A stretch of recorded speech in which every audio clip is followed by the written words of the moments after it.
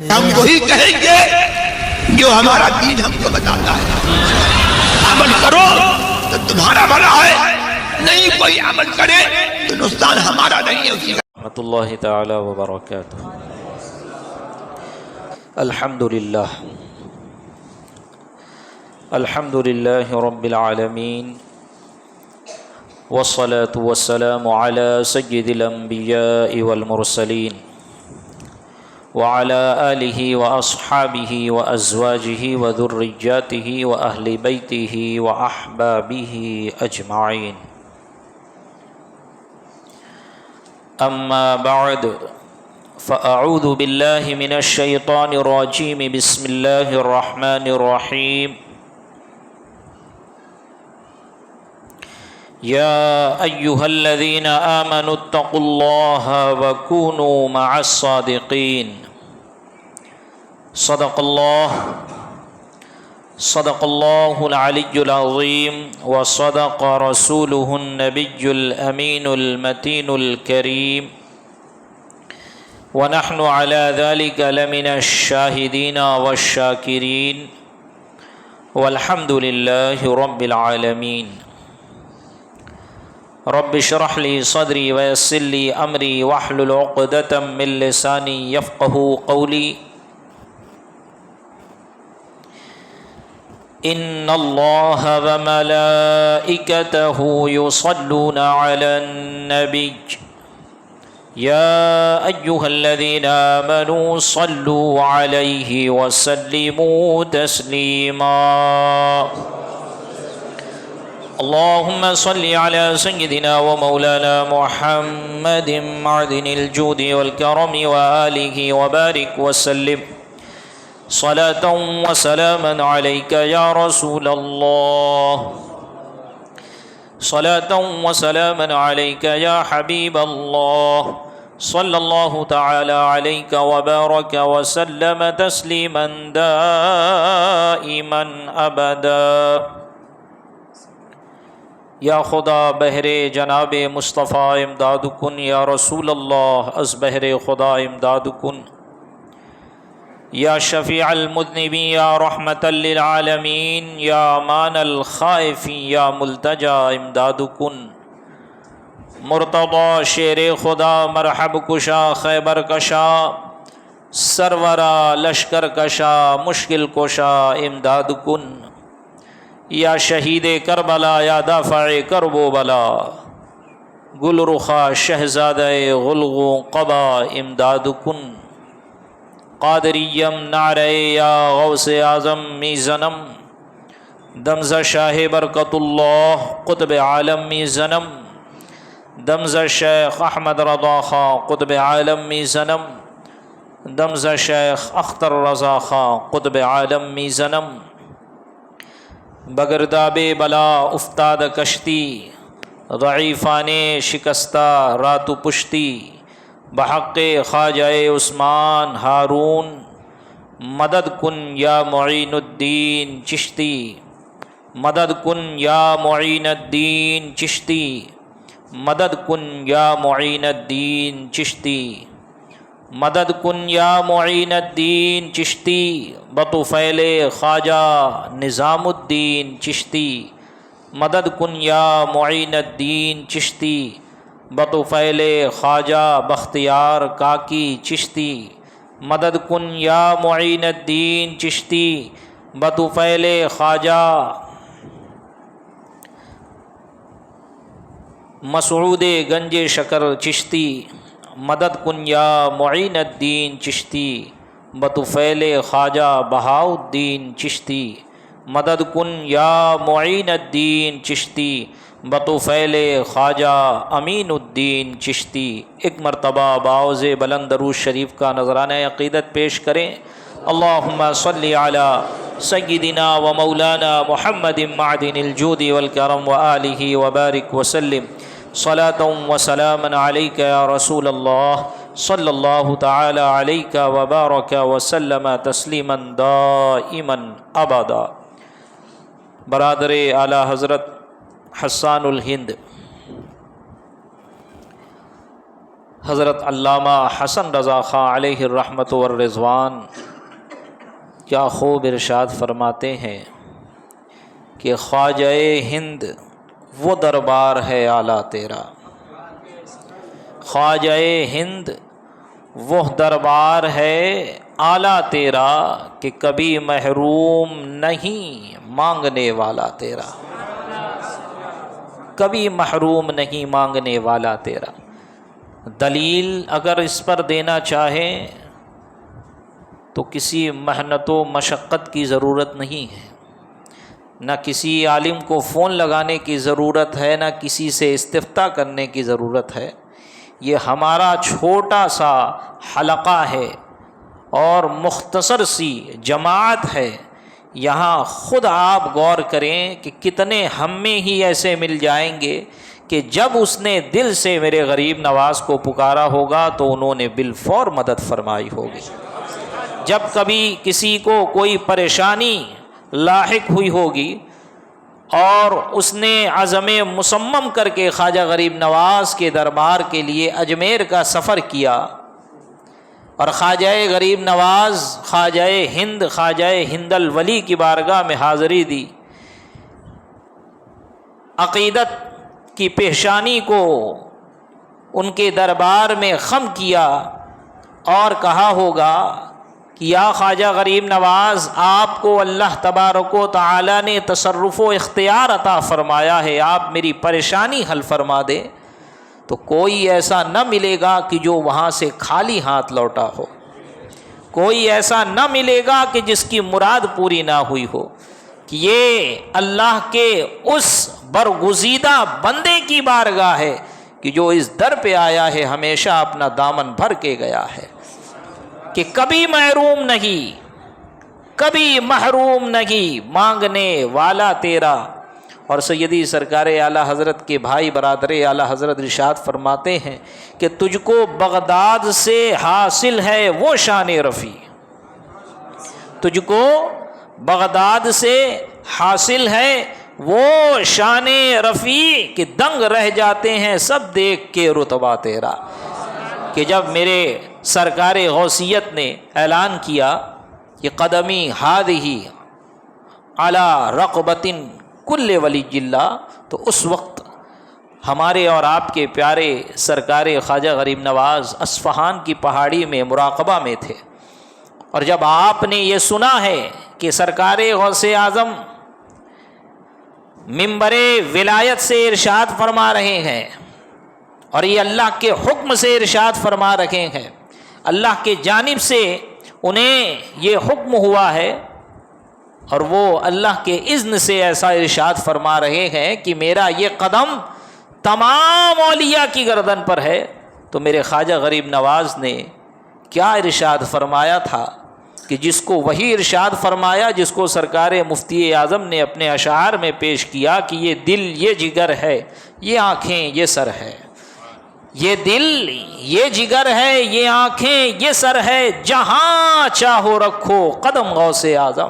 سرکار خواجہ غریب نواز نے گردن جھکا دی اور عرض کیا حضور آپ فرما رہے ہیں، حکم دے رہے ہیں، گردن پہ میرا قدم ہے، ہر ولی کی گردن پر معین الدین کی گردن بھی حاضر ہے، دل بھی حاضر ہے، جگر بھی حاضر ہے، آپ جہاں چاہے قدم رکھ سکتے ہیں۔ تو یہ جب آپ نے اپنی محبت کا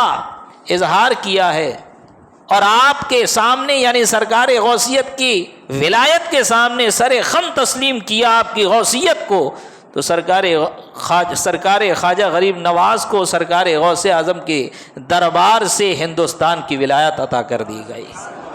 اب کیا علم ہے سرکار خواجہ غریب نواز کا ہندوستان میں؟ تو وہی فرما رہے ہیں علامہ حسن رضا خان کہ تجھ کو بغداد سے حاصل ہے وہ شان رفیع کہ دنگ رہ جاتے ہیں دیکھ کر رتبہ تیرا، اور جب سے تو نے قدم غوث لیا ہے سر پر، جب سے تو نے قدم غوث لیا ہے سر پر، اولیاء سر پہ قدم لیتے ہیں شاہ تیرا، اولیاء سر پہ قدم لیتے ہیں شاہ تیرا۔ اور یہاں پر علامہ حسن رضا خاں علیہ الرحمۃ والرضوان برادر اعلیٰ حضرت اپنا عقیدہ بھی بیان کر رہے ہیں اور مذہب اہل سنت کا بھی عقیدہ بیان کر رہے ہیں، مذہب اہل سنت کو بھی بیان کر رہے ہیں، اور ہم سب کو مقطع میں سکھا رہے ہیں کہ اگر زندگی گزارنا ہے تو کس طور پر گزارنا ہے، اور اگر حسن خاتمہ چاہتے ہو تو کب تمہارا خاتمہ اچھا ہوگا، کب تم یہاں سے دنیا سے قبر میں ایمان کی حالت میں اور ایمان کے ساتھ جاؤ گے۔ تو فرماتے ہیں محی الدین غوث ہیں اور خواجہ معین الدین ہے۔ محی الدین یعنی دین کو زندہ کرنے والا، معین الدین یعنی دین کا مددگار، محی الدین غوث ہیں اور خواجہ معین الدین ہے۔ اے حسن کیوں نہ ہو محفوظ عقیدہ تیرا، اے حسن کیوں نہ ہو محفوظ عقیدہ تیرا۔ اور سرکار اعلی حضرت کے خلیفہ سرکار محدث اعظم ہند جو خود سید السادات ہے اور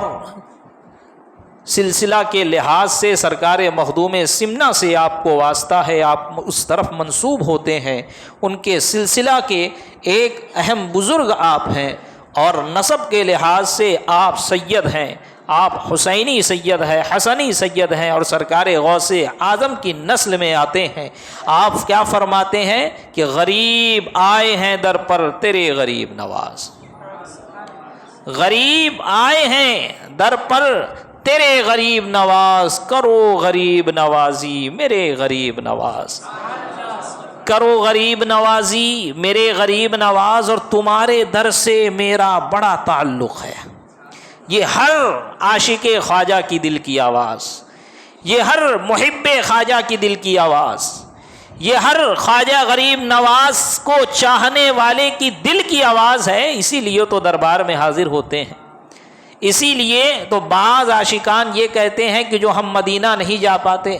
ہم عمرہ کی استطاعت و طاقت نہیں رکھتے، تو اجمیر جا آتے ہیں سکون مل جاتا ہے،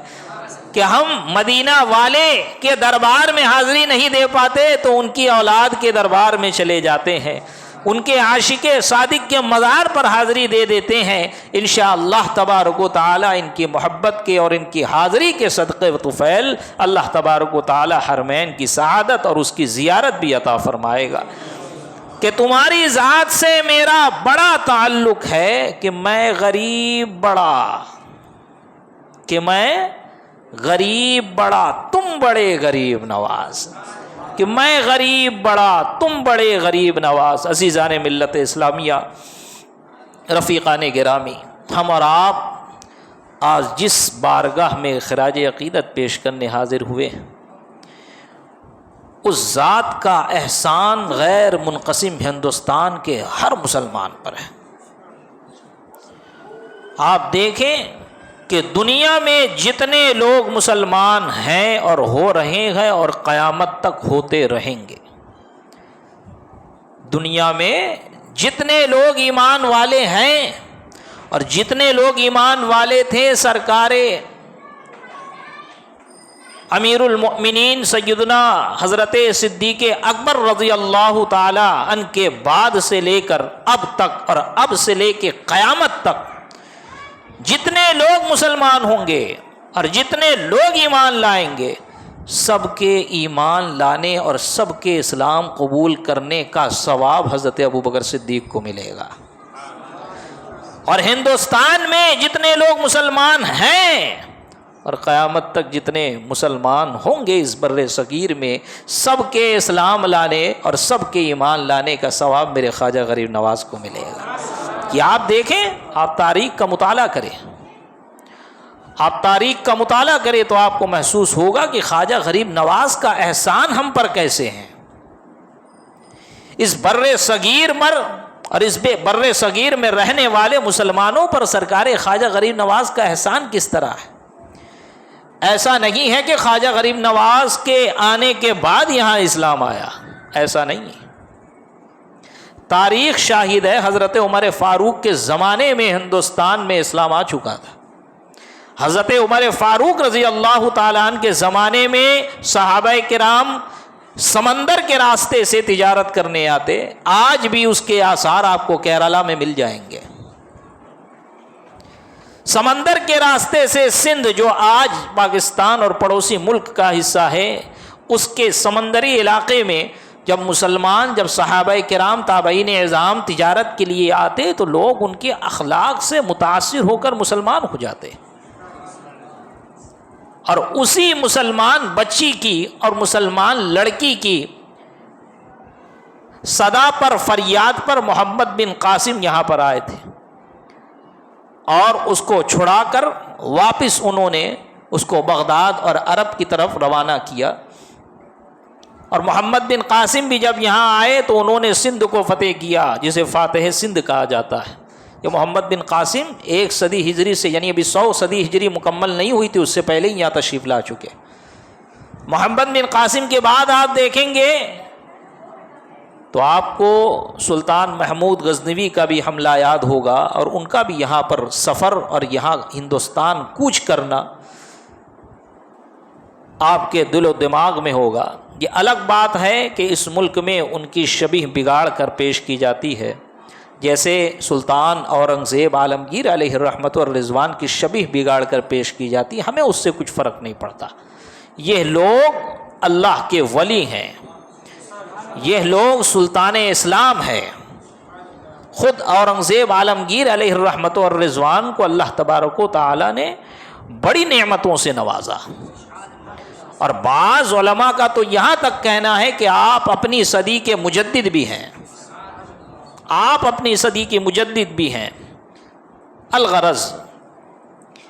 سلطان محمود غزنوی کا بھی سفر یہاں پر ہوا، سلطان محمود غزنوی بھی یہاں پر لشکر جرار لے کر آئے، آپ نے یہاں پر اپنی حکومت بھی قائم کی، جزیہ بھی دیتے، اور اس کے بعد دیکھیں کہ محمود غزنوی ہو یا سالار محمد بن قاسم ہو، اللہ تبارک و تعالی ان دونوں بزرگوں کے مزار اقدس پر رحمت و انوار کی بارش نازل کرے، کہ ان کے دم قدم سے اور ان کے قدوم میمنت لزوم سے اگرچہ ہندوستان میں اسلام داخل ہو گیا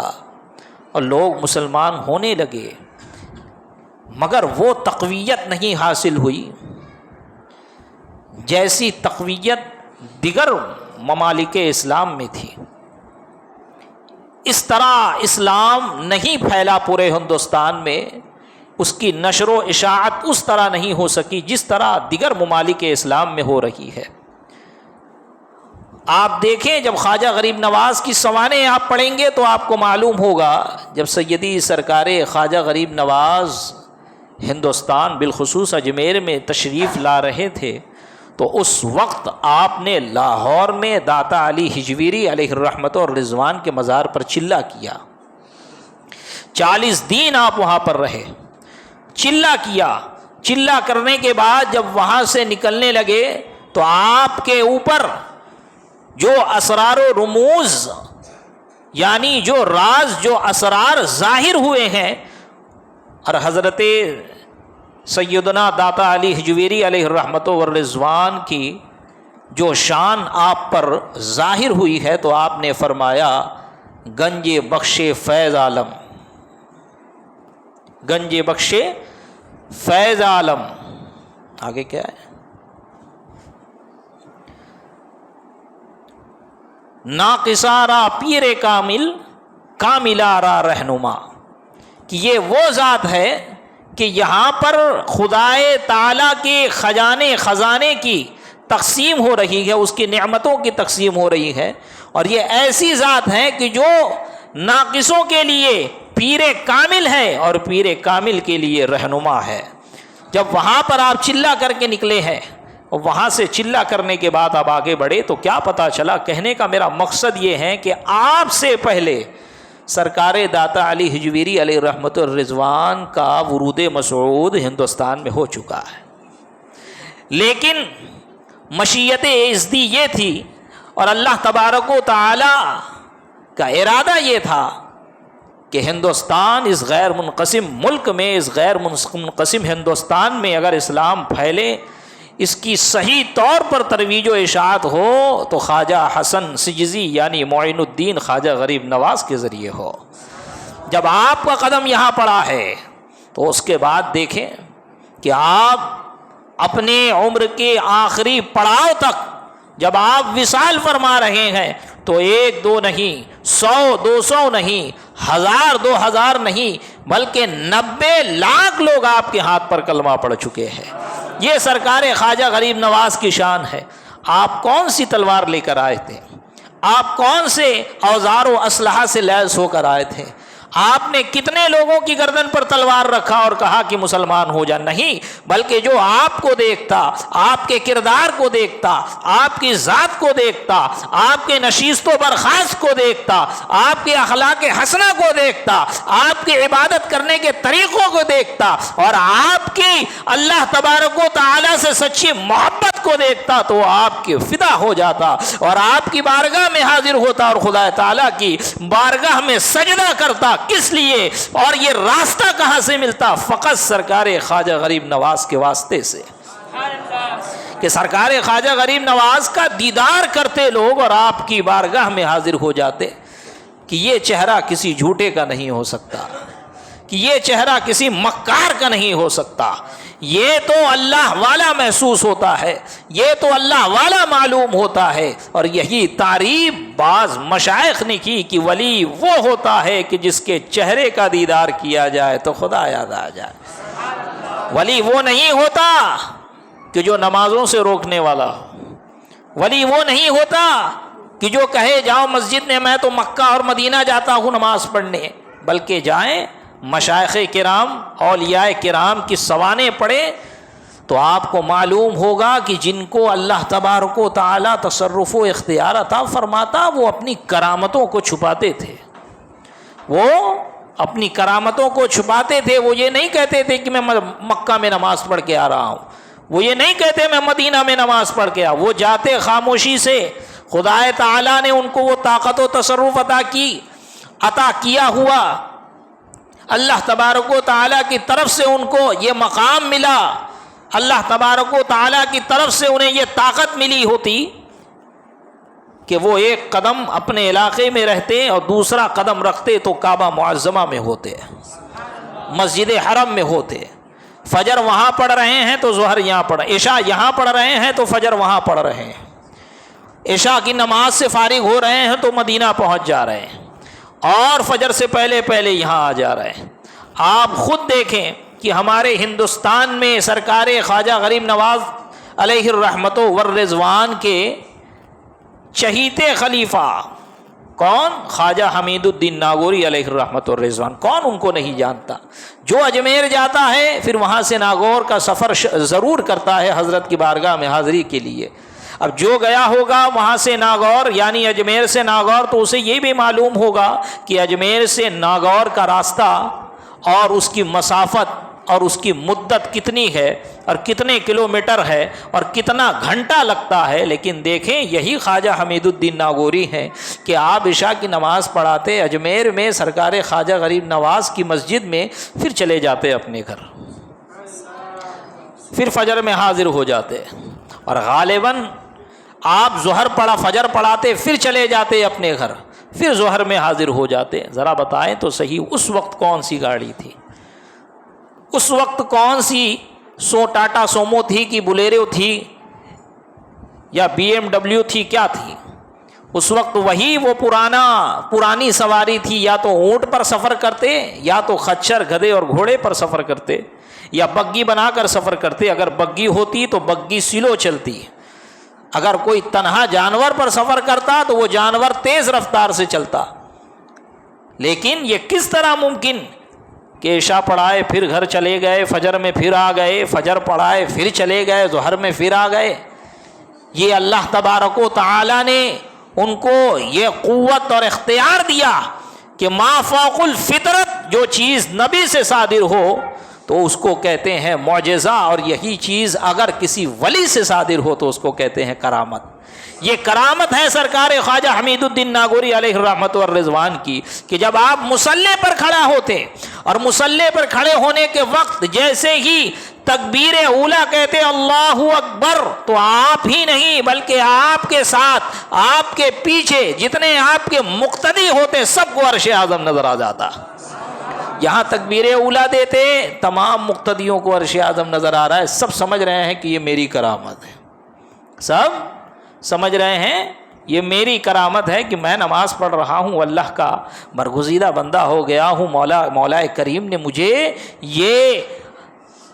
یہ نعمت عطا فرمائی ہے کہ جیسے ہی میں تکبیر اولیٰ کہتا ہوں مجھے عرش اعظم نظر آ جاتا ہے۔ ایک دن حضرت خواجہ حمید الدین ناگوری علیہ الرحمت والرضوان نماز پڑھانے نہیں آ سکے،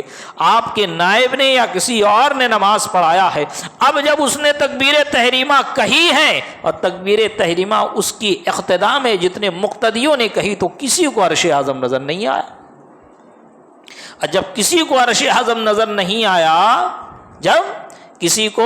عرش اعظم نظر نہیں آیا تو سب پر یہ راز واہ ہو گیا کہ یہ ہماری کرامت نہیں، یہ سرکار خواجہ حمید الدین ناگوری جو خلیفہ سرکار خواجہ غریب نواز ہیں ان کی کرامت ہے، اور یہ ان کی عطا ہے کہ ان کی عطا سے ہمیں بھی عرش اعظم نظر آ رہا ہے۔ تو کہنے کا مقصد یہ ہے کہ جو ولی ہوتا ہے وہ نماز سے نہیں روکتا، جو ولی ہوتا ہے وہ روزوں سے نہیں روکتا، جو ولی ہوتا ہے وہ عبادت سے بھگاتا نہیں ہے، وہ یہ نہیں کہتا کہ طریقت الگ ہے شریعت الگ ہے۔ جو یہ کہے تو سمجھ جاؤ اس بے وقوف کو طریقت کا معنی ہی نہیں معلوم۔ طریقت کا معنی و مفہوم کیا ہوتا ہے؟ طریقت یہ طریقہ سے ہے، طریقہ کا معنی ہوتا ہے راستہ، شریعت کا معنی ہوتا ہے عمل۔ جیسے اس کی مثال میں دوں کہ اگر آپ کو یہاں سے اپنے گھر جانا ہے تو آپ کیا کہیں گے کہ میں اپنے گھر میں پہنچ گیا ہوں لہٰذا سب اپنے اپنے گھر جاؤ، یا آپ کہو گے کہ مجھے گھر جانا ہے تو میں سائیکل سے جاؤں گا یا پیدل چل کے جاؤں گا یا جو گاڑی جو سواری میری ہے اس پہ جاؤں گا؟ تو آپ کو جو ایکشن کرنا پڑے گا تب آپ گھر پہنچیں گے، آپ کو حرکت کرنی پڑے گی تب جا کے آپ گھر پہنچیں گے۔ تو اس حرکت کا نام شریعت ہے، اور جو راستہ آپ طے کر رہے ہیں اس کا نام طریقت ہے۔ یہ مثال دے رہا ہوں سمجھ جائے کہ شریعت پر عمل کرنا اور شریعت کے مطابق زندگی گزارنا، اور جب وہ شریعت کے احکام آپ سیکھ لیے، جس طرح آپ گاڑی چلانے کا طریقہ سیکھتے ہیں تو کیا مطلب بیٹھے رہتے گاڑی خود چلتی؟ نہیں، آپ چلاتے ہیں۔ جب آپ تیرنے کا طریقہ سیکھتے ہیں تو کہاں گھر میں جا کے تیرتے ہیں یا مسجد میں آ کے تیرتے ہیں؟ آپ پانی میں اترتے ہیں تب تیرتے ہیں۔ اسی لیے تیرنے کا لفظ پانی کے اندر بولا جاتا ہے، پانی کے ساتھ بولا جاتا ہے۔ کوئی اگر ہوائی جہاز سے چل رہا ہو تو یہ نہیں کہا جاتا کہ وہ ہوائی جہاز میں تیر رہا ہے۔ جو پانی میں اگر چلے یعنی جو پانی میں تیرے تو جب اس وقت یہ لفظ استعمال کیا جاتا ہے کہ وہ پانی میں تیر رہا۔ وہ پانی میں کب تیر رہا ہے؟ جب اس نے تیرنا سیکھا اور پانی میں اترا تب تیرا ہے۔ تو یہ شریعت ہے سیکھنا کہ آپ نماز کا طریقہ سیکھو، اور طریقہ سیکھ کر بیٹھے نہ رہو، اب اس پر عمل کرو تو یہ ہوگی طریقت۔ جو شریعت پر عمل کرے گا وہ صحیح معنوں میں طریقت کا جامع کہلائے گا، یعنی کہ شریعت پر عمل کرنے کا نام طریقت ہے۔ شریعت پہ عمل کرنے کا نام طریقت ہے۔ طریقت اس کا معنی نہیں ہے کہ گھر میں بیٹھے رہو ہم شریعت والے نہیں ہم طریقت والے ہیں، معاذ اللہ ثم معاذ اللہ۔ طریقت اسے کہتے ہیں، اور طریقت پر چلنا، طریقت راستے کو کہتے ہیں کہ یہ راستہ ہے خدا تک پہنچنے کا۔ اسی لیے ایسے شخصوں کے بارے میں جنید بغدادی علیہ الرحمت والرضوان نے فرمایا جو شریعت پر عمل نہیں کرتے اور وہ کہتے ہیں کہ ہم پہنچے ہوئے ہیں، تو آپ فرماتے ہیں ہاں وہ پہنچے ہوئے ہیں، وہ پہنچے ہوئے ہیں، لیکن کہاں؟ الا اینا، کہاں پہنچے ہوئے ہیں؟ الی النار، وہ جہنم میں پہنچے ہوئے ہیں، وہ جہنم میں پہنچے ہوئے ہیں۔ جو شریعت پر عمل نہیں کرے گا تو وہ جہنم میں نہیں تو اور کہاں جائے گا؟ نبی پاک صاحب الاولاق صلی اللہ علیہ وسلم پر 5 وقتہ نہیں، یہ تو ہم پر 5 وقتہ نماز ہے نا، آپ پر 6 وقت کی نماز تھی، آپ تہجد بھی پڑھا کرتے ہیں۔ اور یہ آج کے ڈھونگی پیر جو اپنے آپ کو کبھی خواجہ غریب نواز کی طرف منسوب کر رہے ہیں، کبھی وارث پاک کی طرف منسوب کر رہے ہیں، کبھی کہتے ہیں ہم قادری سلسلے میں مرید ہیں، قادری سلسلے کے پیر ہیں اور ہم قادری سلسلے سے تعلق رکھتے ہیں، معاذ اللہ ثم معاذ اللہ۔ وہ یہ کہتے ہیں کہ ہم پر نماز فرض نہیں، وہ یہ کہتے ہیں کہ نماز پڑھنے کی ضرورت نہیں، تو پتہ چلا کہ جو نماز سے دور کرے گا وہ پیر نہیں ہو سکتا، وہ پیر تو ہو سکتا ہے لیکن پیر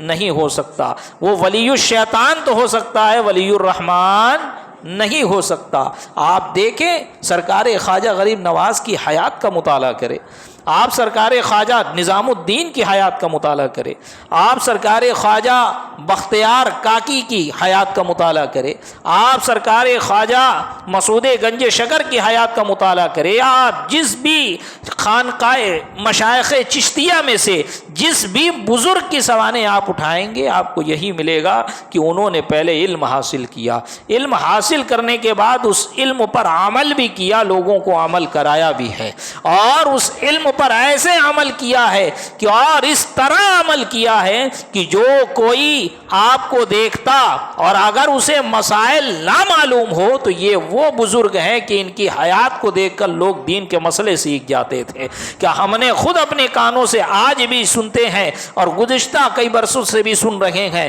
کہ اگر کوئی مسئلہ درپیش ہوتا کسی عالم کے سامنے، کسی مفتی کے سامنے، اگر اس کی نظر میں جزیات نہیں ہیں تو وہ کہہ دیتا ہاں ایسا کر سکتے ہیں، میں نے مفتی اعظم کو کرتے ہوئے دیکھا ہے، میں نے ایسا سیدی سرکار اعلیٰ حضرت کو کرتے ہوئے دیکھا ہے، اور سیدی سرکار اعلیٰ حضرت کو کرتے ہوئے جن لوگوں نے دیکھا ہے انہوں نے بتایا کہ سیدی سرکار اعلیٰ حضرت ایسا کیا کرتے تھے۔ یعنی یہ وہ لوگ ہیں کہ جن کے اعمال کی ڈگری ایسی ہوتی ہے، ان کی سند ایسی ہوتی ہے کہ جن کو دے دی جائے وہ بھی قابل قبول ہے، اور سننے والا بھی محسوس کرتا ہے کہ ایسی ذات بابرکات کا حوالہ دیا جا رہا ہے، وہ خلاف شرع کام نہیں کر سکتے۔ انہوں نے اپنی تعلیم مکمل کی۔ خواجہ نظام الدین اولیاء کی حالات دیکھ لیں آپ تو وہ خود پورے فقہ حنفی جو قدوری شریف ہے، جس میں جو فقہ حنفی کا متن جسے کہا جاتا ہے، جس کی تشریح و توضیح آپ کو ہدایہ میں مل جائے گی، بر صغیر میں یہ کتاب حنفیوں کے نزدیک بڑی معتبر ہے۔ آپ دیکھیں کہ قدوری شریف جب آپ مکمل کیا آپ نے تو آپ کی والدہ ماجدہ نے کیا کہا، یہ لو دستار، یہ لو شیرنی، اور جائیں آپ اپنے استاد گرامی آپ کے پیر و مرشد کون، حضور داتا سرکار مسعود گنج شکر علیہ الرحمت والرضوان، آپ ان کے بابا فرید الدین مسعود گنج شکر علیہ الرحمت والرضوان، آپ ان کے مرید ہیں، اور آپ کے دادا پیر سرکار خواجہ قطب الدین بختیار کاکی، اور آپ کے پردادا پیر لگیں گے سرکار خواجہ غریب نواز، کہ سرکار خواجہ غریب نواز کے خلیفہ ہیں سرکار بختیار کاکی علیہ الرحمہ، ان کے خلیفہ ہیں بابا فرید الدین گنج شکر علیہ الرحمہ، اور ان کے خلیفہ ہے خواجہ نظام الدین علیہ الرحمہ۔ خواجہ نظام الدین علیہ رحمت اور رضوان کی والدہ بھیج رہی ہیں کہ قدوری شریف مکمل ہو گئی، اب تم عالم ہو گئے ہو، تم نے سارا فقہ پڑھ لیا ہے، تو یہ دستار لے جاؤ اور عرض کرنا حضور اب میرے سر پہ دستار باندھ دی جائے۔ جب پورا فقہ پڑھا دیا گیا اس کے بعد آپ کو دستار دی جا رہی ہے۔ یہاں پر ابھی آپ کو خلافت عطا نہیں ہوئی ہے، لیکن خلافت سے پہلے پورا فقہ حنفی پڑھایا گیا، خلافت سے پہلے پورے گرامر پڑھائے گئے ہیں، خلافت سے پہلے پورا فقہ پڑھایا گیا، حدیث پڑھائی گئی، اصول حدیث پڑھائی گئی، تفسیر پڑھائی گئی۔ جب درس نظامی جب آپ نے مکمل کر لیا ہے اور آپ متبحر عالم ہو گئے ہیں، ایسے عالم ہوئے ہیں کہ آپ کے ہم عصر کہتے ہیں، ہم سبق کہتے ہیں کہ جس مسئلے میں خواجہ نظام الدین اولیاء بحث کرتے ہیں، اور جس مسئلے میں خواجہ نظام الدین اولیاء بحث کریں، اگر اس میں دو گروہ ہو جائے تو جس گروہ میں خواجہ نظام الدین ہوتے وہ گروہ فتح پاتا، جس گروہ میں خواجہ نظام الدین ہوتے وہ گروہ والے اپنے مخالف پر حاوی ہوتے۔ کیوں حاوی ہوتے؟ کہ خواجہ نظام الدین کے دلائل ایسے ہوتے، ان کی گفتگو ایسی ہوتی، ان کی باتیں اتنی معتبر اور مدلل ہوتی کہ فریق خود خاموش بیٹھ جاتا۔ یہ کب ہوتا ہے؟ جب بندے کے اندر علم ہو اور علم کے ساتھ کسی اللہ والے کی صحبت اختیار کیا ہو۔ آپ سرکار خواجہ غریب نواز کی سوانح اٹھا کر پڑھے۔ سرکار خواجہ غریب نواز حسنی حسینی سید ہیں، والد کی طرف سے حسینی سید، والدہ کی طرف سے حسنی سید۔ اسے کہتے ہیں نجیب الطرفین۔ کیا کہتے ہیں؟ نجیب الطرفین۔ نجیب کہتے ہیں شریف کو، اور طرفین یہ طرف کی تثنیہ ہے، طرفین یعنی دونوں طرف، دونوں طرف، یعنی والدہ کی طرف سے بھی اور والد کی طرف سے بھی،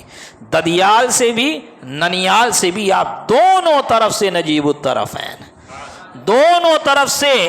شریف النفس ہیں، شریف النسب ہیں، دونوں طرف سے آپ کریم النسب ہیں کہ آپ کی والدہ بھی سیدہ ہے، آپ کے والد بھی سید ہیں، آپ کی والدہ بھی حضرت فاطمہ کی اولاد ہے، آپ کے والد بھی حضرت فاطمہ کی اولاد ہیں، آپ کے والد حسینی سید ہیں تو آپ کی والدہ حسنی سید ہیں، اور آپ کی والد اور آپ کی والدہ یہ دونوں حافظ قرآن، یہ دونوں حافظ قرآن، اور یہ دونوں خود اللہ کے یہاں ان کو ایک مرتبہ حاصل ہے۔ اور جس علاقے میں یہ رہتے ہیں کہ جہاں پر سرکار خواجہ غریب نواز علیہ الرحمت والرضوان کی پیدائش ہو رہی ہے، جسے عام طور پر سنجر لوگ کہتے ہیں، وہ اصل میں سنجر نہیں، وہ سجزز ہے، سجز ہے یا سجز ہے، اسی لیے آپ دیکھیں گے کہ بڑے علماء کہتے ہیں خواجہ حسن سجزی ہے نا، حالانکہ عام طور پر سنجری ہے، وہ پڑھنے میں غلطی ہو جاتی ہے کیونکہ اردو میں زیر زبر نہیں لگا ہوتا، اس لیے بعض مقامات اور بعض الفاظ اردو کے غلط لوگوں کے زبان پر جاری ہونے کی وجہ یہی ہے کہ اس میں زیر و زبر نہیں ہوتا، حالانکہ پرانی اردو آپ دیکھیں گے تو پرانی اردو میں زیر و زبر ہوتا، اگر اس لکھا ہے تو الف کے نیچے زیر ہے، اس لکھا ہے تو الف کے اوپر پیش ہے، تاکہ اشارہ ہو جائے کہ یہ اس ہے کہ یہ اس ہے۔ آج اگر اردو جن کو آتی ہے وہ بھی سمجھ نہیں پاتے بعض اوقات کہ یہاں پر اس پڑھا جائے کہ یہاں پہ اس پڑھا جائے، سمجھ میں آئی بات؟ تو کہنے کا مقصد یہ ہے جو علاقہ تھا آپ کا جہاں پر آپ کی ولادت ہو رہی ہے، اس علاقے میں بھی ایسا ماحول تھا کہ سب نماز پنجگانہ تو الحمدللہ ادا کرتے ہی کرتے تھے، ساتھ ہی ساتھ تہجد گزار بھی تھے۔ ایسے ماحول میں سرکار خواجہ غریب نواز کی ولادت ہو رہی، اور سرکار خواجہ غریب نواز کی والدہ فرماتی ہے کہ میرا بیٹا حسن جب یہ میرے شکم میں آیا، جب مجھے حمل ٹھہرا، اور حمل ٹھہرنے کے بعد 120 دن یعنی 4 مہینہ جب خلقت تام ہو جاتی ہے، پورا جسم تیار ہو، پوری شکل تیار ہو جاتی ہے، انسانی اجزا جو ہے، اعضا جو ہے وہ تیار ہو جاتے ہیں، اسی لیے فرمایا گیا، فقہائے کرام نے فرمایا کہ 120 دن کے بعد یعنی کہ خلقت تام ہونے کے بعد بچہ گرانے کی اجازت نہیں، اگر اس سے پہلے اسقاط حمل کرنا ہے، اس سے پہلے اگر کوئی عذر شرعی ہے، ایسا ہی نہیں کہہ دیا کہ گرا سکتے، نہیں، عذر شرعی ہے تو اسقاط حمل کی اجازت، اس کے بعد اجازت نہیں ہے، سمجھ میں آئی بات؟ تو آپ فرماتی ہیں کہ جب 4 مہینہ یعنی 120 دن کا عرصہ گزر گیا، اس کے بعد سے میرے بیٹے حسن معین الدین کی پیدائش تک ہر رات آفتاب غروب ہونے کے بعد سے لے کر ضحوہ کبریٰ تک، دن چڑھنے تک، میں سنتی میرے پیٹ سے آواز آتی، لا الہ الا اللہ، لا الہ الا اللہ، لا الہ الا اللہ۔ اسے کہتے ہیں مادر زاد ولی، جو ماں کے شکم سے، جس ماں کے شکم میں جس کو ولایت عطا کر دی گئی ہو، یہ ولایت وہبی بھی ہے، کسبی بھی ہے۔ یہ ولایت کوئی چاہے کہ میں اپنی عبادت و ریاضت سے ولی بن جاؤں، نہیں بن سکتا جب تک کہ اللہ اس پر فضل نہ فرمائے۔ ہاں، لیکن جسے ولی بنایا جائے گا تو وہ کوئی چمار اور کوئی کافر و مشرک و فاسق و فاجر نہیں ہوگا، وہ متقی پرہیزگار ہوگا، اور بندہ متقی پرہیزگار تقوی پرہیزگاری اپنی محنت سے اختیار کرے گا۔ نماز پڑھنے آتے ہیں نا کہ آپ کو کوئی شے اٹھا کے لاتی ہے، آپ گھر میں بیٹھے ہیں، اچانک ٹائم ہوا، آپ آنکھ کھولے تو مسجد میں، ایسا تو نہیں ہوتا ہے، آپ خود اپنے پیر سے چل کے آتے، اس کو کہتے ہیں کسب۔ آپ روزہ رکھتے ہیں تو صبح اٹھ کے سحری کرتے ہیں نا، سحری کرنے کے بعد روزہ جس چیز کا نام ہے یعنی کھانے پینے سے رکنا اور جماع سے رکنا، تو اپنے آپ کو روکتے ہیں نا، یا پھر یہ کہ کھانا اٹھا کے کھاتے ہیں لیکن آپ کے منہ میں نہیں جاتا، کہیں اور چلا جاتا ہے، ایسا ہوتا ہے؟ نہیں نا، یہ رکنا اور یہ اپنے آپ کو روکنا، اس کا نام کسب ہے۔ عبادت کے لیے وضو کرنا، کھڑے ہو کر نماز پڑھنا، قرات کرنا، اس کا نام کسب ہے۔ اللہ کی رضا کے لیے کام کرنا اور اس کی رضا میں لگے رہنا، اس کی رضا حاصل کرنے میں لگا رہنا، اس کا نام کسب ہے۔ تو فقط وہ بھی فقط ایسا نہیں ہے کہ کسب ہی سے بندہ چاہے تو ولایت مل جائے، نہیں، جب تک اللہ اس پر فضل نہ فرمائے، جسے ولی نہ بنائے، وہ ولی نہیں بن سکتا۔ ہاں، اپنا ولی اسے ہی کو بناتا ہے جو اس کا محبوب ہو، جو اس کا متقی اور پرہیزگار بندہ ہو، جو اس کا فرما بردار بندہ ہو۔ لیکن بعض اللہ والے وہ بھی ہیں کہ اللہ تبارک و تعالیٰ نے جن کو پیدا کیا تو ولی بنا کر کیا، اور بعض وہ ہیں کہ جو پیدا تو ہوئے اور پھر اس کے بعد عبادت و ریاضت میں مستغرق ہوئے، یا یہ کہ کسی ولی کی نظر پڑ گئی، نبی پاک نے کسی پہ کرم فرما دیا، نبی پاک کے توسط سے کسی ولی نے کرم فرما دیا اور اس کے دل کی دنیا بدل گئی، اب وہ عبادت و ریاضت میں لگ گیا اور اس کے منازل طے ہونے لگے۔ لیکن کہنے کا مقصد یہ ہے کہ اللہ تبارک و تعالیٰ جسے چاہتا ہے اپنا پیارا اور محبوب بنا لیتا ہے، اور جب اللہ تبارک و تعالیٰ جس کو اپنا محبوب بنا لیتا ہے نا، تو اب اس کے بارے میں کیا ارشاد فرماتا ہے کہ اے نبی پاک صلی اللہ علیہ وسلم فرماتے ہیں، حدیث قدسی ہے کہ اللہ تبارک و تعالیٰ ارشاد فرماتا ہے، من عادى لولی فقد آذنتہ بالحرب، کہ جو میرے ولی سے دشمنی کرے گا، جو میرے ولی سے دشمنی رکھے گا، تو سن لو میں اعلان کرتا ہوں اس سے جنگ کا۔ یعنی وہ مجھ سے دشمنی کر رہا ہے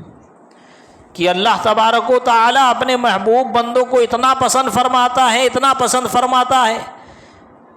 کہ فرائض کے ساتھ ساتھ جب وہ نوافل پر عمل کرتے ہیں، نوافل کی کثرت کرتے ہیں، تو اللہ ان کو اپنا محبوب بنا لیتا ہے۔ اور اب اللہ تبارک و تعالیٰ ارشاد فرمائے، حدیث قدسی ہے۔ حدیث قدسی کا مطلب کیا ہوتا ہے کہ حدیث قدسی کا مطلب یہ ہے کہ راوی نبی پاک صلی اللہ علیہ وسلم ہے اور کہنے والا، فرمانے والا اللہ تبارک و تعالیٰ ہے۔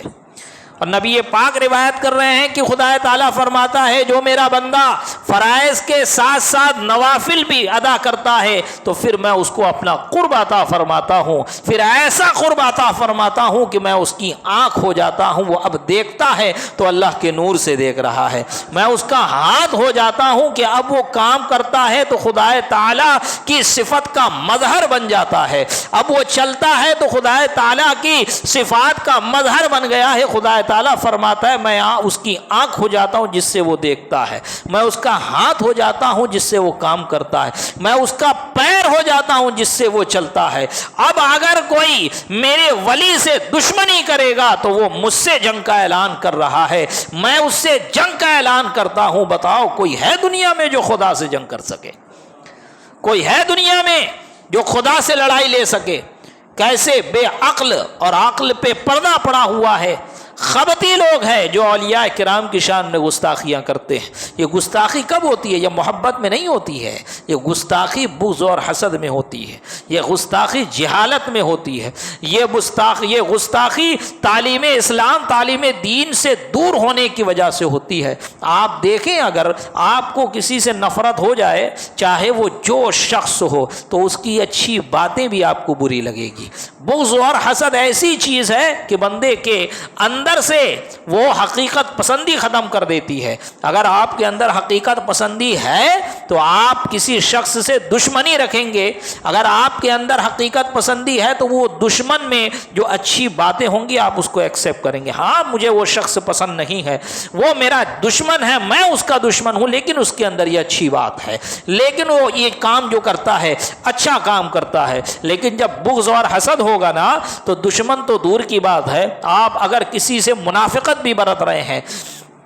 کہ اس کے سامنے اس کی تعریف کرتے ہیں، بات کرتے ہیں، لیکن پیٹھ پیچھے اس کی برائیاں کرتے ہیں، پیٹھ پیچھے اس سے بغض رکھتے ہیں، تو آپ کو اس کی بری بات، بری عادت تو دور کی بات ہے، اس کی اچھی عادتوں میں بھی برائی نظر آئے گی۔ اگر وہ کوئی عالم ہوگا تو اس کی تقریر میں بھی آپ کو نظر آئے گا کہ یہ غلط کہہ رہا ہے۔ اگر وہ قرآن و حدیث بھی پڑھ رہا ہے تو آپ کو وہ غلطی اس میں نظر آئے گی۔ اگر وہ دین کے مسائل بھی بتا رہا ہے اور اللہ اور قال اللہ قال الرسول بیان کر رہا ہے تو آپ کو بغض ہے، آپ کو حسد ہے، وہ بغض اور حسد آپ کو ایکسپٹ کرنے نہیں دے گا۔ یہی ہوتا ہے ان اولیاء کرام کے دشمنوں کے ساتھ، جب یہ دشمنی اختیار کر لیتے ہیں تو اب ان کو کچھ نظر نہیں آتا۔ تو اب یہ خواجہ غریب نواز کو اپنا آقا، خواجہ غریب نواز کو اپنا مولا نہیں کہتے، اب خواجہ کا معنی لے کے بیٹھ جاتے ہیں۔ خواجہ کا معنی کیا ہوتا ہے؟ خواجہ کا معنی آقا و مولا ہوتا ہے، لیکن معاذ اللہ ایک معنی ایسا بھی ہے جو میں اپنی زبان پہ نہیں لا سکتا اور نہ کوئی سنی صحیح العقیدہ مسلمان لائے گا،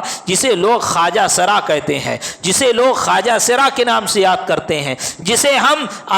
مرد اور عورت کے بیچ کی جنسیت اور جو جینڈر ہوتا ہے اس جینڈر کو خواجہ سرا کہا جاتا ہے۔ تو جب دیکھیں بغض اور حسد آتا ہے تو بغض اور حسد کہاں پہنچایا؟ ہم خواجہ اس لیے کہہ رہے ہیں کہ وہ ہمارے آقا ہے، وہ ہمارے مولا ہے، ہم ان کے غلام ہیں، کہ اللہ ان سے محبت کرتا ہے، ہم ان سے محبت کرتے ہیں، کہ الحب للہ والبغض فی اللہ، کہ اللہ ہی کے لیے محبت کی جاتی ہے اور اللہ ہی کے لیے دشمنی کی جاتی ہے۔ ہم خواجہ غریب نواز کو خواجہ کہہ رہے ہیں تو خدا کی محبت میں کہہ رہے ہیں۔ آپ اگر خواجہ غریب نواز کے معنی خواجہ کے معنی میں غلطی نکال رہے ہیں اور غلط مفہوم نکال رہے ہیں تو آپ کے اندر، اس شخص کے اندر، اس قوم کے اندر، اس جماعت کے اندر اللہ تبارک و تعالیٰ کے محبوب کے لیے بغض بھرا ہوا ہے، دشمنی بھری ہوئی ہے، عداوت بھری ہوئی ہے، اس وجہ سے اس کو خواجہ کا کوئی اور معنی نظر آ رہا ہے۔ ورنہ میرے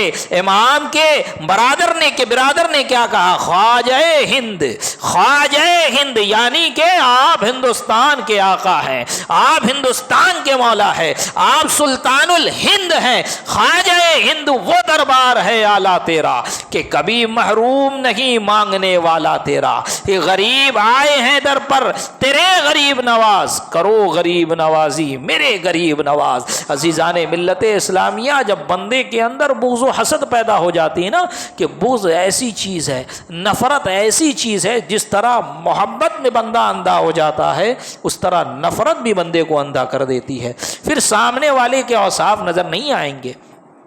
پھر سامنے والے کی کوئی صفت اسے نظر نہیں آئے گی، پھر وہ جو منہ میں آئے گا وہ بکے گا، پھر اس کے دماغ میں جو خرافات آئیں گے وہ بکتا جائے گا۔ اب وہ یہ نہیں دیکھے گا کہ میں کسی اللہ کی ولی کی شان میں گستاخی کر رہا ہوں، میں خواجہ غریب نواز کی شان میں گستاخی کر رہا ہوں، میں غوث اعظم کی شان میں گستاخی کر رہا ہوں، میں صحابہ کرام کی شان میں گستاخی کر رہا ہوں، میں اہل بیت اطہار کی شان میں گستاخی کر رہا ہوں، میں امام حسین کی شان میں گستاخی کر رہا ہوں، میں کسی طور پر حضرت ابو بکر صدیق کو نیچا دکھانے کی کوشش کر رہا ہوں۔ نہیں، جب نفرت کا پردہ اس کے آنکھ پہ پڑ جائے گا، جب بغض و عداوت کا پردہ اس کے دل پہ پڑ جائے گا، تب اسے کچھ نظر نہیں آئے گا۔ پھر ایسے شخص کو اللہ تبارک و تعالیٰ اپنی بارگاہ سے بھی مردود کر دیتا ہے۔ اور پھر آپ دیکھیں، ہمارے بزرگ فرماتے ہیں، آج کے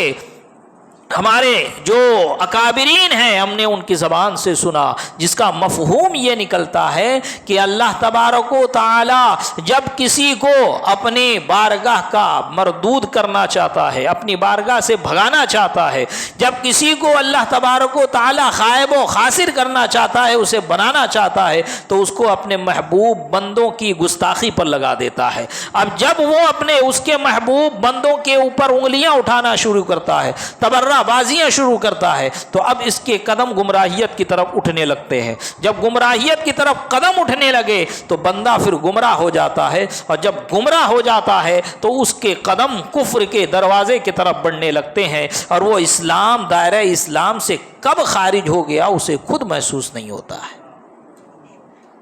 کیا کیا تھا اس نے؟ نماز کا انکار نہیں کیا تھا، اللہ کی وحدانیت کا انکار نہیں کیا تھا، رسول اللہ صلی اللہ علیہ وسلم کی شان میں گستاخی نہیں کیا تھا، بس اس نے اللہ کے ولی سے دشمنی کر لی، ان کا گستاخ ہو گیا، اللہ کی ولی کی شان میں اول فول بکنے لگا۔ اب دیکھیں جب اللہ اپنے بارگاہ کے محبوب بندوں کی گستاخی ہوتے دیکھتا ہے نا، یا جو اس کے محبوب بندوں کا گستاخ ہوتا ہے نا، میں نے کہا نا کہ اللہ جب کسی کو خائب و خاسر کرنا چاہتا ہے، کسی کو ذلیل کرنا چاہتا ہے، تو اس کو اپنے بارگاہ کے محبوب اور پسندیدہ لوگوں یعنی اپنے اولیاء کرام پہ کی گستاخی پر لگا دیتا ہے۔ پھر وہ ان کی شان میں گستاخی کرتا ہے اور گستاخی میں حد سے تجاوز کرتا ہے، تو اب اس کے قدم کفر کی طرف بڑھنے لگتے ہیں۔ سیدی سرکار اعلیٰ حضرت ہو، خواجہ غریب نواز ہو، سرکار غوث اعظم ہو، اگر ان کی شان میں ان کی ذات کے لحاظ سے کوئی بات کرے تو ہم یہ نہیں کہیں گے کہ وہ کافر ہو گیا۔ ان کی شان میں کوئی گستاخی کرے، سیدی سرکار اعلیٰ حضرت کی شان میں گستاخی کرے، یا یہ کہے میں اعلیٰ حضرت کو نہیں مانتا، تعلیمات اعلیٰ حضرت کی بات نہیں کر رہا، کیونکہ تعلیمات اعلیٰ حضرت کوئی نئی چیز نہیں ہے، یہ قرآن و حدیث کی تعلیمات، اس کا انکار کرنا بہت بڑی چیز کا انکار کرنا ہو جائے۔ میں ذات اعلیٰ حضرت کی بات کر رہا ہوں، اور خود میں نے اپنے کانوں سے سنا حضور سرکار حضور محدث کبیر کو یہ فرماتے ہوئے کہ ہاں اعلیٰ حضرت کی ذات کو نہ ماننا کفر نہیں ہے، لیکن جس نے بھی اعلیٰ حضرت کی در سے اپنا منہ پھیرا ہے تو اس کی انتہا گمراہیت اور کفر پہ جا کر ہوئی ہے، کیونکہ یہ اعلیٰ حضرت سیدی سرکار اعلیٰ حضرت جو 14ویں صدی ہجری کے مجدد ہیں، اور مجدد کسی کو اپنے گھر سے نہیں بنایا جاتا ہے، اللہ تبارک و تعالیٰ مجدد بناتا ہے، اور جب مجدد جس کو بنا دیتا ہے تو اس وقت کے جو عارف باللہ ہوتے ہیں ان پر یہ واہ کر دیا جاتا ہے، ان پر ظاہر ہو جاتا ہے، منکشف ہو جاتا ہے کہ یہ آنے والا شخص مجدد ہے، اور وہ جان لیتے ہیں اپنی فراست سے، کشف سے کہ یہ مجدد ہے۔ تو کہنے کا مقصد یہ ہے کہ کسی ولی کی شان میں گستاخی کوئی خوشی خوشی نہیں کرتا ہے، کوئی محبت میں نہیں کرتا ہے، بلکہ گستاخی جو کرتا ہے وہ نفرت اور بغض میں کرتا ہے۔ اگر اتنا ہی تمہیں خواجہ غریب نواز سے بغض ہے، حسد ہے، تو بتاؤ تم کیسے احسان مند ہو، اور کیسے احسان مند نہیں بلکہ یہ تو احسان فراموش ہے، احسان فروش ہے، کہ حدیث میں تو مطلق فرمایا گیا من لم یشکر الناس لم یشکر اللہ، کہ جو لوگوں کا شکریہ ادا نہیں کرتا، جس نے لوگوں کا شکریہ ادا نہیں کیا گویا کہ اس نے اللہ کا شکریہ ادا نہیں کیا۔ جب اگر کوئی آپ پر احسان کر دے، وہ آپ کا محسن ہو گیا، تو آپ اس کے احسان تلے رہیں گے، آپ اس کا شکریہ ادا کریں گے۔ اب جس کے وجود سے، جس کے دم قدم سے، جس کی تعلیمات سے آپ کو دین ملا، آپ کو ایمان ملا، آپ کی آخرت سنور گئی، آپ کی قبر سدھر گئی، آپ کی آخرت اور عقبہ سنور گئی ہے، آپ کو اللہ تبارک و تعالیٰ کی وحدانیت کا اقرار کرنے کا شرف حاصل ہوا، تو بتائیں جس کی وجہ سے یہ چیزیں آپ کو مل رہی ہے وہ آپ کا کتنا بڑا محسن ہوگا، وہ آپ کا کتنا بڑا محسن ہوگا۔ تو اگر اب اس کا شکریہ نہ ادا کیا جائے تو کس کا شکریہ ادا کیا جائے گا؟ اور بتائیں اس کا شکریہ ادا کرنے کے لیے آپ کیا کریں گے؟ اگر وہ زندہ ہے تو اس کی خاطر مدارت کریں گے، اس کی عزت کریں گے، اس کا ہاتھ چومیں گے، اس کی قدم بوسی کریں گے، اس کی خدمت کو اپنا، اس کی خدمت کو دن رات اس کی خدمت کے لیے اپنے آپ کو وقف کر دیں گے کہ یہ بندہ ہے کہ جس کی وجہ سے مجھے اللہ تبارک و تعالیٰ نے اس کے واسطے سے مجھے دین عطا فرمایا ہے، اس کے واسطے سے مجھے ایمان عطا فرمایا ہے، میں اسی کے ساتھ لگا رہوں گا، میری کامیابی اس کی خدمت میں ہے۔ اور اگر وہ انتقال کر گیا تو اس کی برائیاں کرتے بیٹھیں گے، اس کی بارگاہ سے لوگوں کو بھگائیں گے، اس کے یہاں نہیں جانا، اس کی بارگاہ میں حاضر نہ ہونا اور اس کا نام نہ لینا، اس کا ذکر نہ کرنے کو ایمان بتائیں گے۔ اور سچا مسلمان اسے گردانیں گے جو خواجہ غریب نواز ہو یا آپ کی طرح جو اولیاء کاملین ہیں. جب تک ان کے بارے میں ان کی شان میں ہرزہ سرائی نہ کی جائے، گستاخی نہ کی جائے، تب تک آپ کی توحید مکمل نہیں ہوگی. اللہ کے بندو، کچھ تو خوف کرو، کچھ تو شرم کرو. جس کے دم قدم سے تمہیں ایمان مل رہا ہے کہ یہی خواجہ غریب نواز ہے جن کے بارے میں میں نے شروع میں فرما دیا. ہمارے بزرگ فرماتے ہیں کہ جتنے لوگ ہندوستان میں مسلمان ہوتے جائیں گے سب کا ٹوٹلی ثواب حضور خواجہ غریب نواز کو ملے گا، کیونکہ آپ ہی کی وجہ سے، آپ ہی کے دم قدم سے ہندوستان میں، پورے ہندوستان میں، بر صغیر میں آپ سے، آپ کے خلفاء سے، آپ کے خلفاء کے خلفاء سے، یعنی جتنے بھی آپ دیکھیں سلسلہ چشت کے جو بڑے مشائخ گزرے ہیں 10 صدی ہجری تک. کتنی ہجری تک؟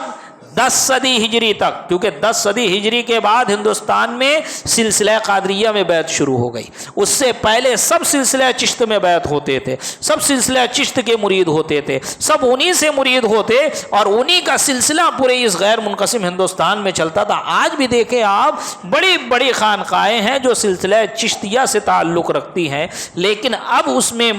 بھی اس میں اگر مرید کیا جاتا ہے تو قادری سلسلے میں مرید کیا جاتا ہے. 10 صدی ہجری کے بعد یہ واقعہ اور یہ بات یہاں پر پائی گئی. خود میں نے سید سرکار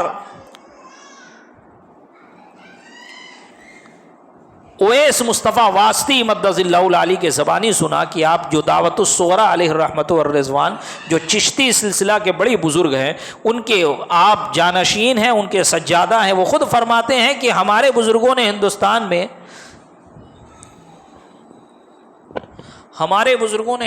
مائک بند کر دو یا باہر کا بند کرنا ہے. ایک بار درود شریف پڑھے. اللہم صلی علی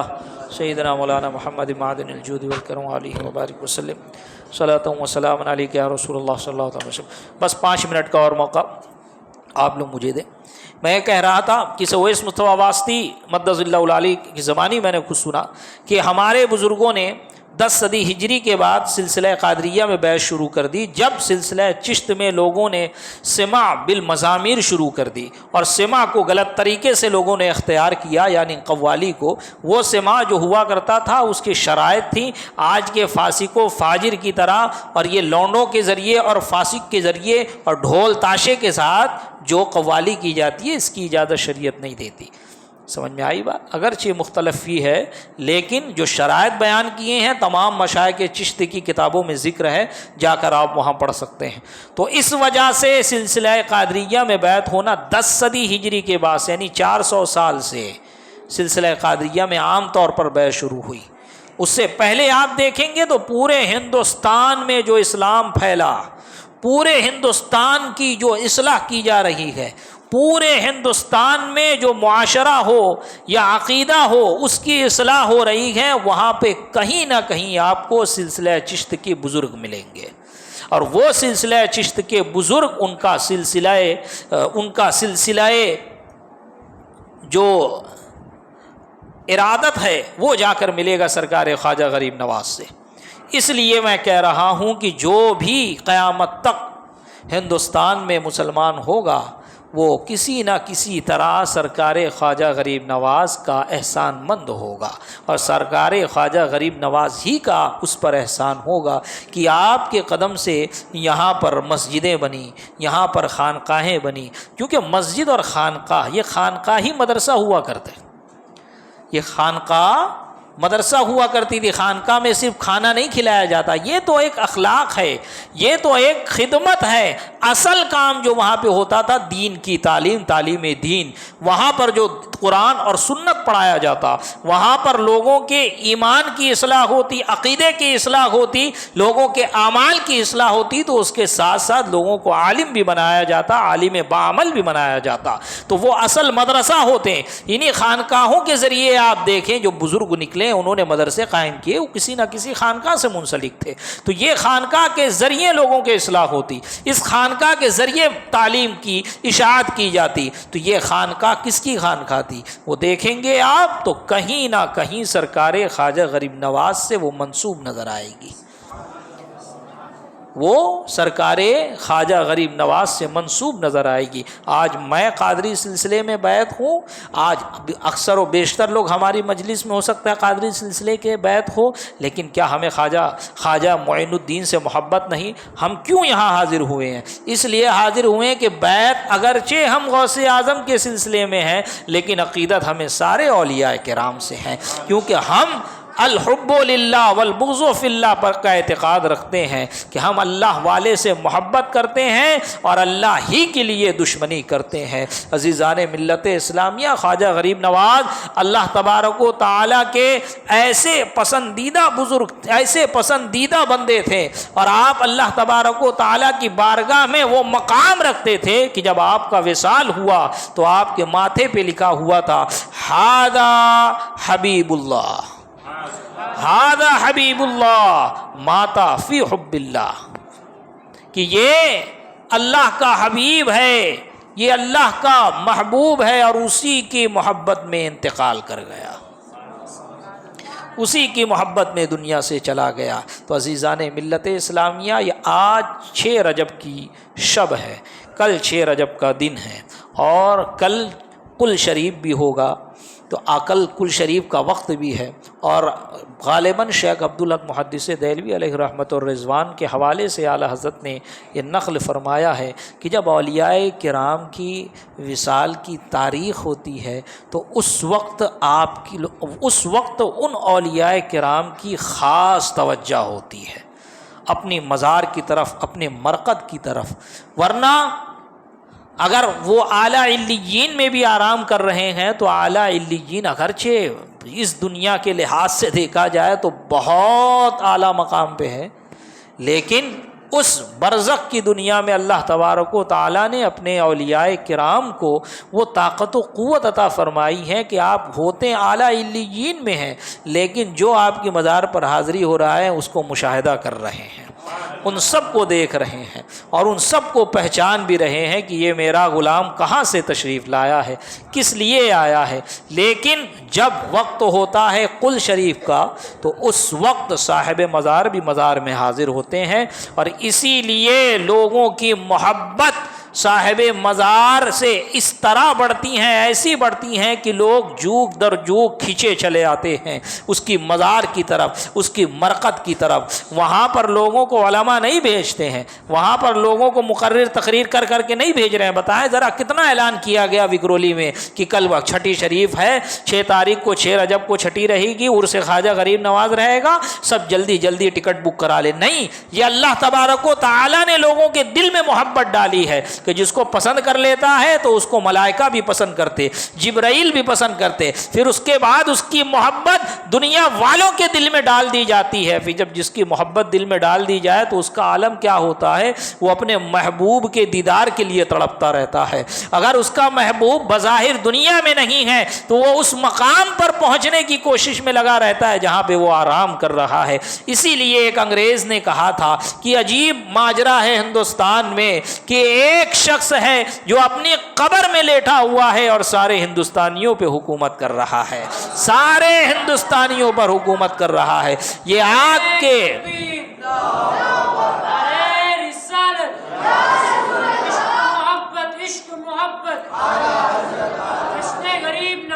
زندہ باد پائندہ باد۔ یہ آپ دیکھیں آج کے حاکم ہیں، آج کے راجا ہیں، چاہے وزیر اعلیٰ ہو چاہے صدر ہو، وہ زیادہ سے زیادہ لوگوں پر بالجبر حکومت کر سکتے ہیں، یہ ان کے باڈی پر حکومت کر سکتے ہیں، وہ بھی بالکل لیا نہیں۔ لیکن یہ اللہ والے ہیں کہ یہ لوگوں کے دلوں پہ حکومت کرتے ہیں، جسے چاہتے ہیں اپنا بنا لیتے ہیں، جسے چاہتے ہیں اپنے سے قریب کر لیتے ہیں۔ بس ہماری یہ دعا ہے، یہ التجا ہے کہ یا خواجہ غریب نواز بس اسی طرح اپنے محبوبوں میں، اپنے محبین میں ہمارا شمار رکھنا، یہاں پر اپنے نقش قدم پر چلنے کی توفیق عطا فرمانا، آپ کی محبت اور آپ کی تعلیمات پر خاتمہ بالخیر کی دعا فرمانا، اور کل بروز قیامت ہم سب کی شفاعت فرمانا۔ اللہ تبارک و تعالیٰ کی بارگاہ میں دعا ہے مولا کریم ہم سب کو صراط مستقیم، مسلک اہل سنت، مسلک اعلیٰ حضرت پر گامزن رکھے، اس پر استقامت عطا فرمائے،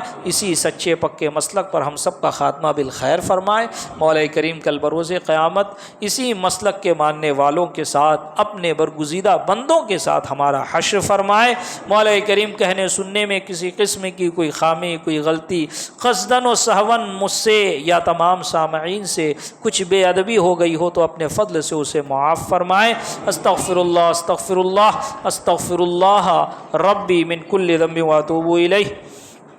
وآخر دعوانا ان الحمد للہ رب العالمین۔ السلام علیکم۔